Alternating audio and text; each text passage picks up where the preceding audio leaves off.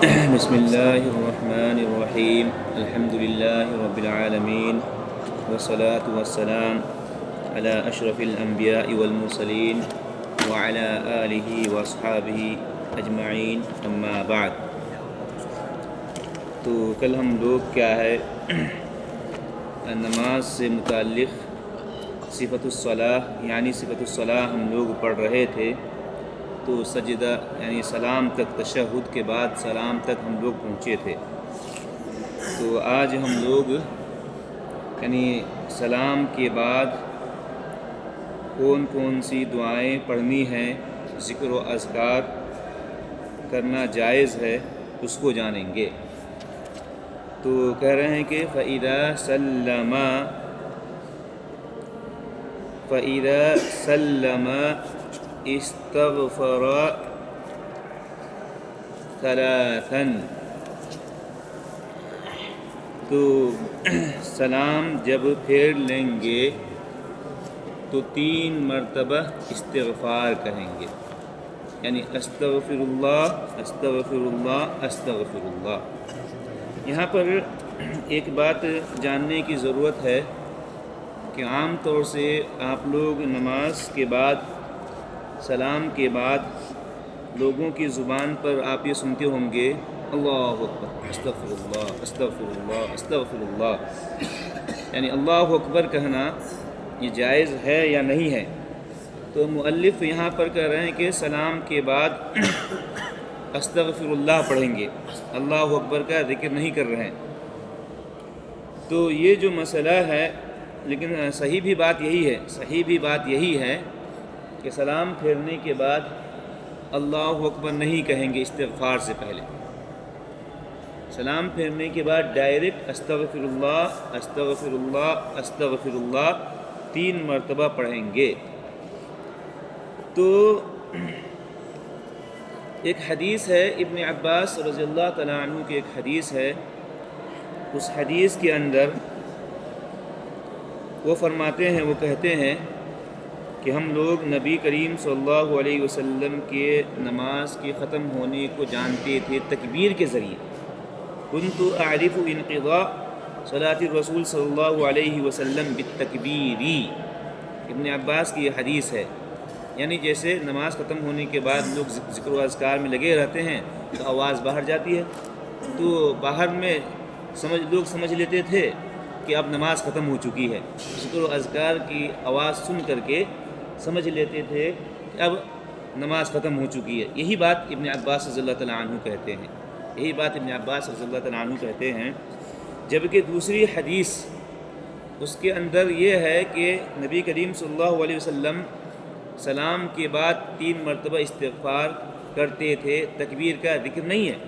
اللہ اکبر کہنے کا ذکر نہیں ہے۔ تو گویا کہ ابن عباس کی جو یہ حدیث ہے، ہم یہ کہیں گے کہ یہ مجمل حدیث ہے، اور وہ حدیث کیا ہے؟ صحیح ہے، جس میں کہ نبی کریم صلی اللہ علیہ وسلم کے بارے میں یہ ذکر ملتا ہے کہ آپ سلام کے بعد استغفار کرتے تھے 3 مرتبہ، تکبیر کا ذکر نہیں ہے۔ تو ہم یہ کہیں گے کہ ابن عباس جو کہہ رہے ہیں کہ ہم جانتے ہیں تکبیر کے ذریعے، اس سے مراد وہی تکبیر ہے کہ سبحان اللہ الحمدللہ، یہ سب بھی تکبیری ہے، سبحان اللہ کہنا، الحمدللہ پڑھنا، اللہ اکبر پڑھنا، تسبیح تحمید تحلیل، یہ سب بھی تو تکبیری ہے۔ تو گویا کہ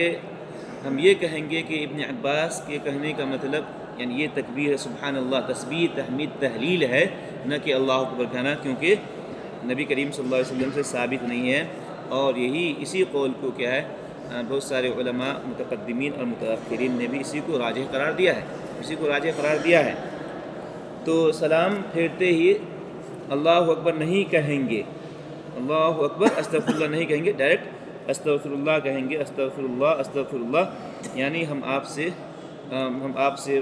مغفرت طلب کرتے ہیں۔ استغفر اللہ کا معنی یہ ہوتا ہے کہ ہم مغفرت طلب کرتے ہیں، ہم اللہ سے مغفرت طلب کرتے ہیں، اور مغفرت طلب کرنے کے بعد 3 مرتبہ کے بعد اس کے بعد یہ دعا پڑھیں گے، اللہم انت السلام ومنک السلام تبارکت یا ذا الجلال والاکرام، یعنی اے اللہ تو تو ہی سلام ہے، یعنی اسماء من اسماء اللہ، سلام یہ اللہ تعالیٰ کے اسماء میں سے ایک اسم ہے، یعنی سلام کا معنی یعنی ہر قسم کے عیب سے پاک ہونا، یعنی ہر قسم کے عیب سے پاک ہے، یعنی اسم من اسماء اللہ ہے۔ ومنک السلام یعنی نطلب منک السلامہ من شرور الدنیا والآخرہ، نطلب منک السلامہ یہ معنی ہے، نطلب منک السلامہ من شرور الدنیا والآخرہ، تبارکت یا ذا الجلال والاکرام، کہ بہت زیادہ برکت والا، تبارکت بہت زیادہ برکت والا، خیرات والا، اور اسی طریقے سے ذا الجلال صاحب العظمہ، اور اکرام یعنی انہ اہل لان یکرم، اس لائق ہے کہ اللہ تبارک و تعالیٰ کی ذات کی تکریم کی جائے، تعظیم کی جائے، یہ معنی۔ تو تبارکت یا ذا الجلال والاکرام کے بعد بعض لوگ کیا ہے تبارکت و تعالیت یا ذا الجلال والاکرام پڑھتے ہیں، تبارکت و تعالیت یا ذا الجلال والاکرام، تو کہتے ہیں کہ یہ جو زیادتی ہے یہ ثابت نہیں ہے، اس کی کوئی اصل نہیں ہے۔ تبارکت و تعالیت یہ لفظ ثابت نہیں ہے، بلکہ تبارکت یا ذا الجلال والاکرام یہ ثابت ہے، تبارکت و تعالیت یہ ثابت نہیں ہے، تعالیت یہ ثابت نہیں ہے، اس لیے تعالیت کو ہم نہیں پڑھیں گے، تبارکت یا ذا الجلال والاکرام۔ تو پھر اس کے پڑھنے کے بعد پھر دوسری جو دعائیں ہیں، اذکار ہیں جو وارد ہیں اس کو پڑھیں گے، جیسا کہ عبداللہ ابن زبیر کی حدیث ہے اور مغیرہ ابن شعبہ کی بھی حدیث ہے کہ لا الہ الا اللہ وحدہ لا شریک لہ، یعنی اس کے بعد یہ دعا پڑھیں گے، لا الہ الا اللہ وحدہ لا شریک لہ لہ الملک ولہ الحمد وہو علی کل شیء قدیر، یعنی یہ دعا پڑھیں گے، لا الہ الا اللہ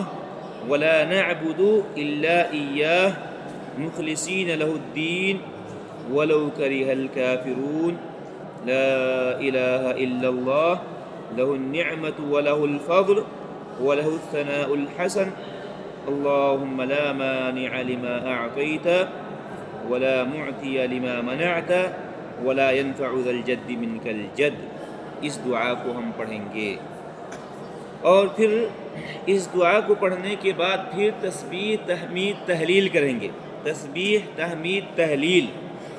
یعنی 33 مرتبہ سبحان اللہ کہنا یہ بھی سنت ہے، اور اسی طریقے سے تحمید یعنی حمد بیان کرنا 33 مرتبہ یہ بھی سنت ہے، اور 33 مرتبہ اللہ اکبر کہنا یہ بھی سنت ہے، اور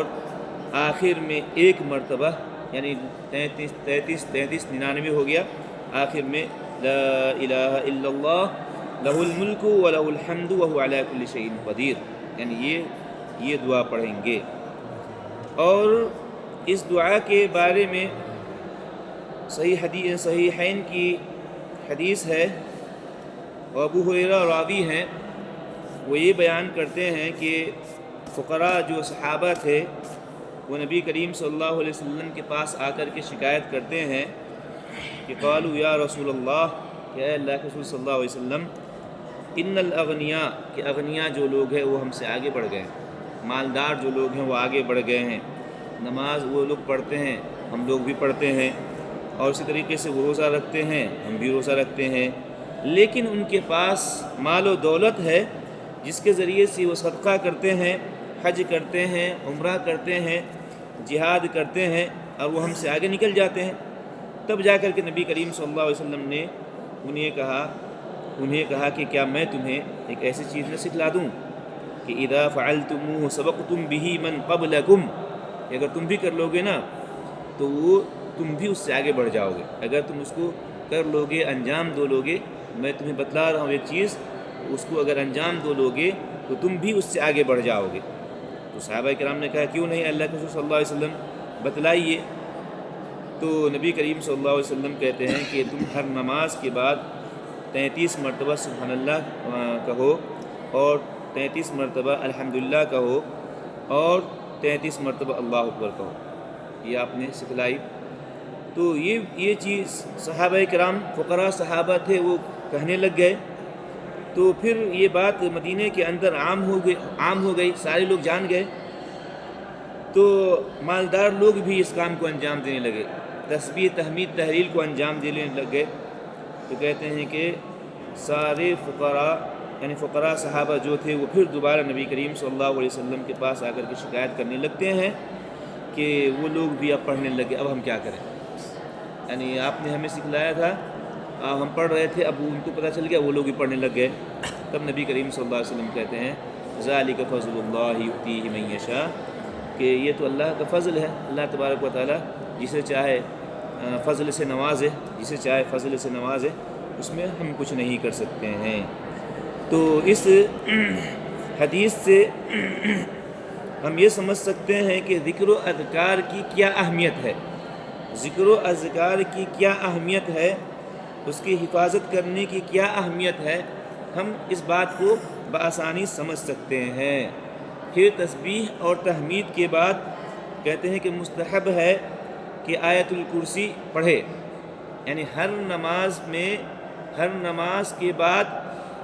آیت الکرسی، یعنی ان دعا کے بعد آیت الکرسی پڑھے۔ اور آیت الکرسی کے بارے میں آپ جانتے ہیں کہ یہ ایک عظیم آیت ہے، اور اس میں اللہ تبارک و تعالیٰ کے کرسی کا ذکر ہے کہ اسی وجہ سے اس آیت کو آیت الکرسی کہتے ہیں۔ اور اس کی بڑی اہمیت ہے، فضیلت ہے، اس کی بڑی اہمیت اور فضیلت ہے، جیسا کہ نبی کریم صلی اللہ علیہ وسلم سے یہ ثابت ہے کہ من قرأها دبر كل صلاة مكتوبة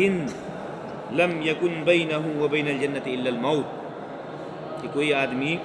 فرض نماز کے بعد اس کو اگر پڑھتا ہے، فرض نماز کے بعد اس کو پابندی کے ساتھ پڑھتا ہے، تو اس کے اور جنت کے درمیان کوئی فاصلہ نہیں ہے سوائے موت کے، یعنی اگر وہ مر جاتا ہے تو سیدھے جنت میں جائے گا۔ اتنی بڑی فضیلت اس کی بتلائی گئی ہے۔ تو اسی لیے ہر نماز کے بعد، پانچوں نماز کے بعد پابندی سے آیت الکرسی کی تلاوت کرنی چاہیے، آیت الکرسی کو پڑھنا چاہیے۔ پھر آیت الکرسی پڑھنے کے بعد جو قل ہے، سورہ قل، یعنی جو 3 سورہ ہے، یہ قل هو اللہ احد، اور اسی طریقے سے قل اعوذ برب فلق اور وقل اعوذ برب الناس، ان تینوں سورتوں کو پڑھیں گے۔ اور آپ جانتے ہیں کہ جو آدمی ان سورتوں کو پڑھے گا وہ شرور آفات اور جادو اور مس وغیرہ سے محفوظ ہو جائے گا، اللہ تبارک و تعالیٰ اس کو محفوظ کر دے گا۔ لیکن یعنی ہر نماز کے بعد ایک مرتبہ پڑھنا ہے، لیکن فجر کے بعد اور مغرب کے بعد ان 3 سورتوں کو 3 بار پڑھنا ہے۔ تو یہ سب اذکار تھے جو کہ نماز کے بعد پڑھی جاتی ہے، اور اس کے علاوہ بھی اذکار ہیں، اس کے علاوہ بھی بہت سارے اذکار ہیں جس کو بھی ہم لوگ پڑھ سکتے ہیں۔ المہم یہ ہونا چاہیے کہ وہ ثابت ہو، کیونکہ اذکار ادعیہ بہت زیادہ ہیں، بہت ثابت ہیں، تو ان سب اذکار کو ہم پڑھ سکتے ہیں، شرط کے ساتھ کہ وہ صحیح ہو۔ اگر ثابت ہے تو آدمی کو کبھی اس کو بھی پڑھنا چاہیے، کبھی اس کو بھی پڑھنا چاہیے، اگر ہو سکے تو سب پڑھے، یا نہیں تو کم سے کم کبھی اس کو پڑھے کبھی اس کو پڑھے۔ اور ان اذکار کو کیا ہے پابندی کے ساتھ انسان پڑھے، کیونکہ اس کے پڑھنے میں بہت زیادہ برکت ہے۔ انسان کیا ہے معنوی اعتبار سے بہت ساری آفات مصیبت سے بچ جاتا ہے، اللہ تعالیٰ اس کو بچا لیتا ہے۔ تو یہ کچھ دعائیں تھیں جو کہ نماز کے بعد پڑھی جاتی تھی۔ آج کے درس کو اسی پر ختم کرتے ہیں۔ وآخر دعوانا ان الحمد للہ رب العالمین۔